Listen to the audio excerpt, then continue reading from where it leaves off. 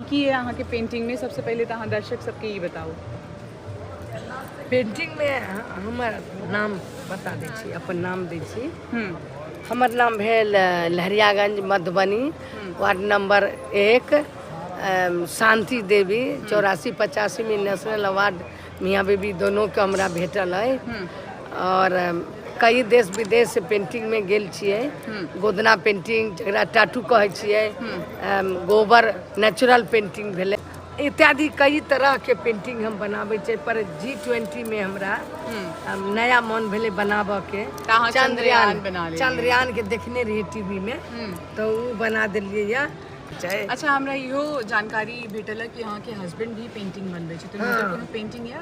आई बुद्धा बनेने छथि। तो ये देखिए, ये उनके हस्बैंड की पेंटिंग है, दोनों हस्बैंड वाइफ। 10-12 साल पहले का ये है।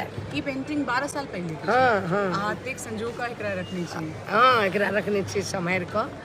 हमरा इहो जानकारी भेटल है कि यहाँ मैथिली हिंदी त बाजे छी, अखन हम देखली यहाँ इंग्लिशो बाजे छी, यहाँ जापानीज भी बाजे छी। जापानीज भी बाजे छी। कतऽ से सिखली यहाँ? जापान के लिए 4 बेर।